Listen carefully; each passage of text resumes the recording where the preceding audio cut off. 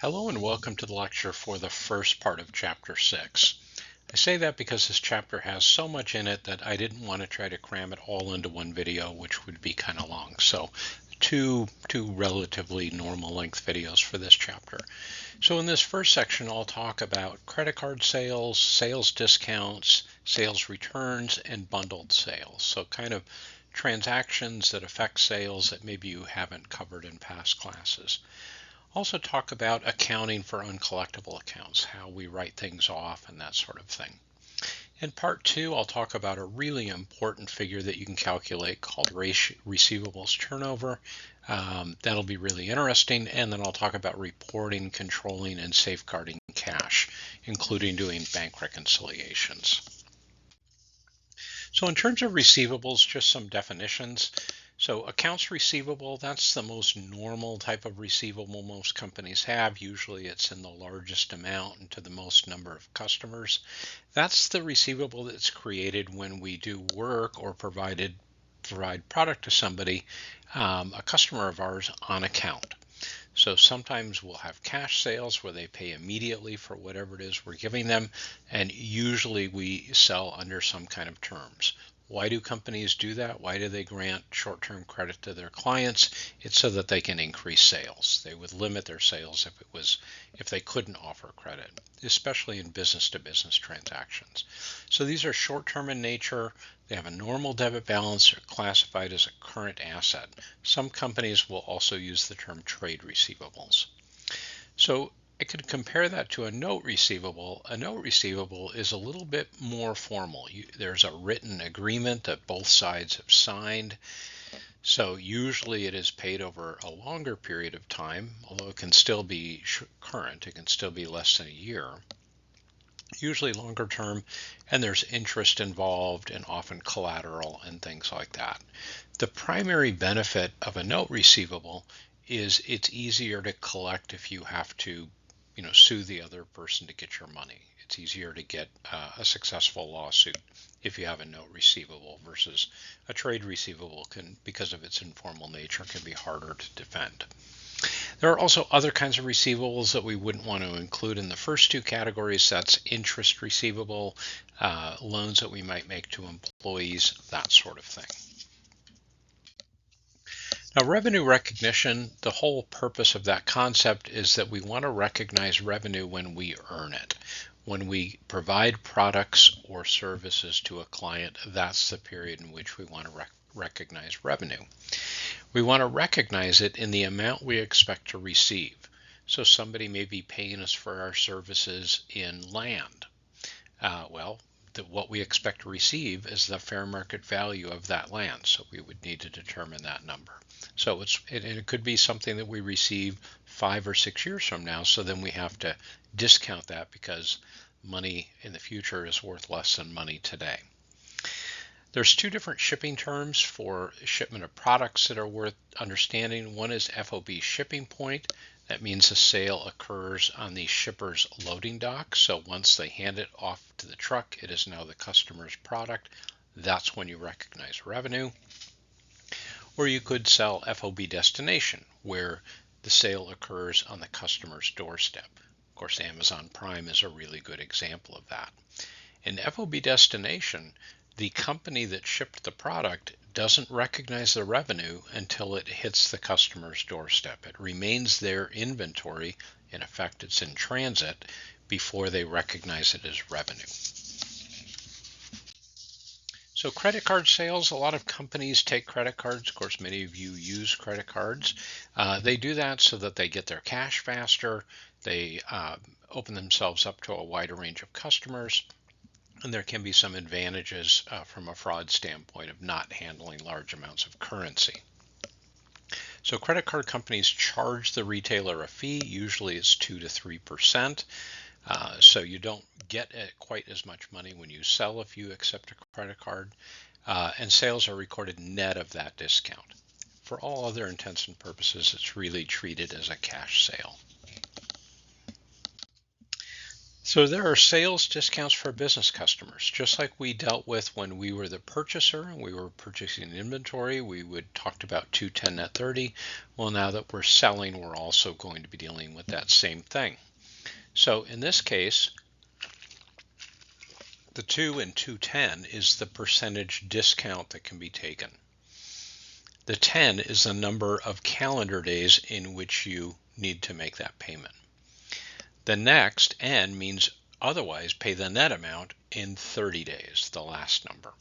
So you could have terms that are any numbers. You could have 115 and 60. You could have, I worked for a company once that had 530 and 60. So you could have a whole variety of different kinds of terms. So they do this as a way to get you to pay faster. There are two different methods of doing it. There is a gross method and the net method. So in the gross method, we record the sale at the gross amount and then we recognize the discount when we get the cash. The net method, we net the discount against the sale right when we make the sale. That assumes that most customers are going to pay within the discount period. So really the choice of whether you use gross or net depends on kind of what percentage of customers take advantage of the discount. You'd use that method. So sales returns and allowances happen when customers receive either the incorrect product or damaged product, and we make a deal for them to ship stuff back to us. It can happen a couple of different ways. It can either be, hey, I'm going to give you a discount, you keep the product, and then we're all good. Or it could be return the damaged product and we'll replace it. In that case, we have to recognize that we reduce cost of goods sold in addition to reducing the sale. So bundled sales is something that happens when what you're buying is actually a collection of different products. A real common example is if you buy land with a building on it. Well, what you're really buying is two things. You're buying land and you're buying a building. So you may pay one amount for the combined asset for the bundle, but you have to come up with a way of apportioning that purchase price to the building and the land, usually based on comparative fair market values, so that you can allocate the purchase price correctly. The main reason for that is two reasons. One, we're not going to depreciate land, so we need to separate that amount out, the amount we're going to depreciate the building from the amount we're not going to depreciate. It also helps to allocate it correctly if you sell those assets later to be able to recognize appropriate gains or losses. Now, when you grant people credit, the one thing you know is that some people are not going to pay. So in that case, we need to account for bad debts. And because we want to match the expense with the revenue that it's associated with in that period, it means we need to estimate bad debt expense for the year. We're not going to wait until we find out that it's actually bad. We're going to make a guess. That's called the allowance method, and that's required for generally accepted accounting principles. So the allowance method, we're going to use a contra account. Again, that's an account that has a different normal balance than its neighbors. In the case of allowance for doubtful accounts, it has a normal credit balance, but it's shown among the assets. In fact, it's shown right after accounts receivable. So we recognize bad debt expense when we adjust that allowance based on different estimates. So the allowance for doubtful accounts, it will debit as we use the provision and we write off receivables. We will debit that account, which reduces it. And then we'll credit that account when we increase the provision by recognizing bad debt expense. So we're kind of breaking the chain between when we actually have to write off a debt and when we recognize the expense for that. We want to recognize the expense in the period in which we made the sale. So for the allowance method, number one, a company makes a sale on account. So in that case, we would debit accounts receivable and credit sales. So next, at the end of the year, the company estimates what amount of their receivables are uncollectible. And we'll talk about how they do those estimates in a minute. In that case, we'll debit bad debt expense. We'll recognize the expense in the period in which we've made the sales, and we'll credit that allowance for doubtful accounts account. So it was on the right side of the T account. We're crediting it. We're increasing it here. We're kind kind of think of it as providing a provision for future write-offs.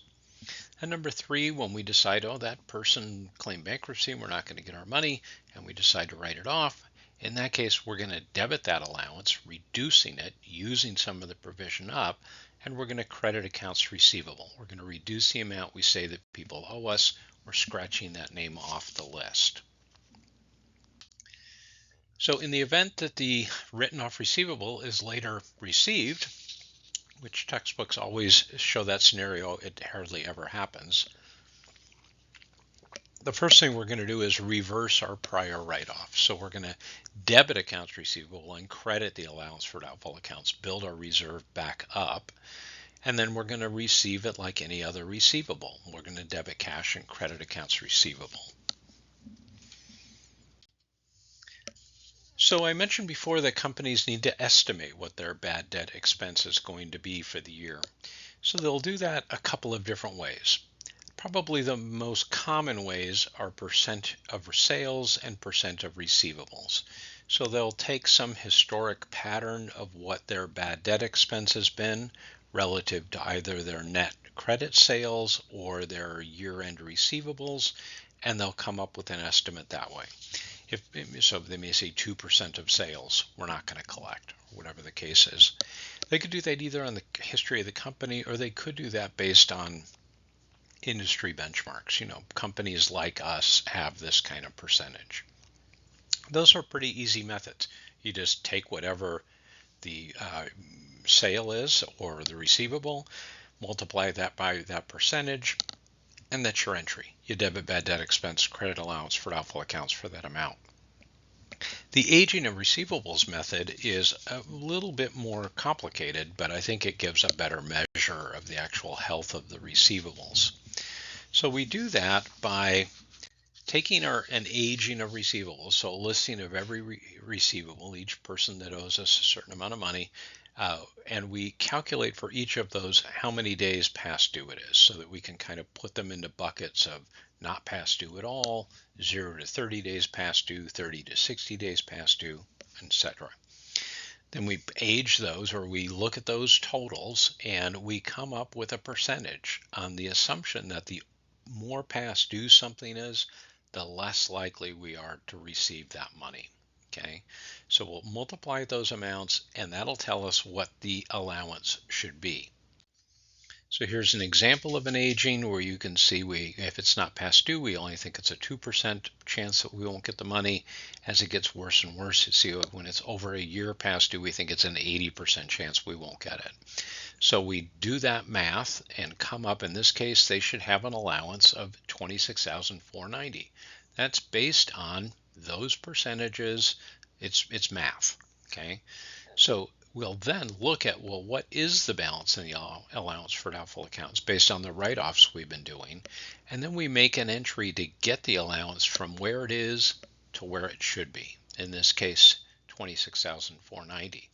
So if our allowance had a balance of, say, $10,000, we would be debiting bad debt expense and crediting this account for $16,490 to get it up to that amount.